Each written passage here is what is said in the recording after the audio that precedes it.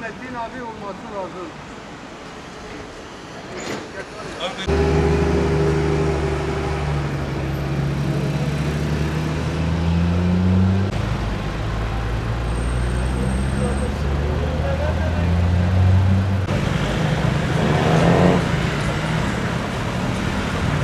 Ne için? Valla burada çok az yapıyorum.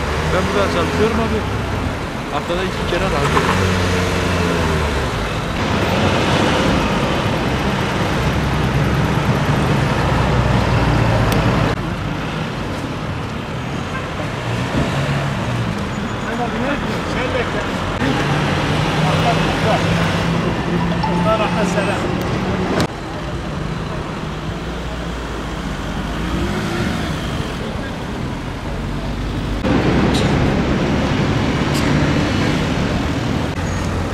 Ben sokak medyanı peşten medyayı kovalıyorum. Ben geçtim seni fark ettim. Burası eski Ergani'nin yeni Ergani'ye bağlantı yaptığı bir noktadaki kavşak. Ve böyle bir konumda olması nedeniyle trafiğin akış hızı çok fazla. Tam bu kavşakta 4 tane okul var. Çocuklar okula gidip gelmekte zorlanıyorlar. Bizim bu konudaki çözüm önerilerimizi defalarca kez yetkililere bildirmemize rağmen şu ana kadar herhangi bir girişimde bulunmadılar. Vatandaş da söyledi, buraya ışık yapmanın maliyeti çok fazla değil. Bir ışık çok rahatlıkla takılabilir.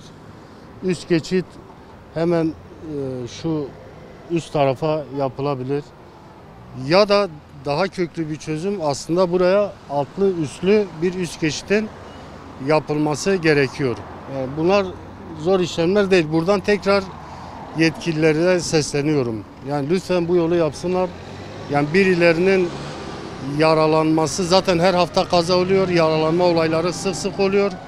Ama daha büyük kazalara sebebiyet vermemek için bir an önce bu yola bir çözüm bulunması gerekiyor. Yetkililerin el atması gerekiyor.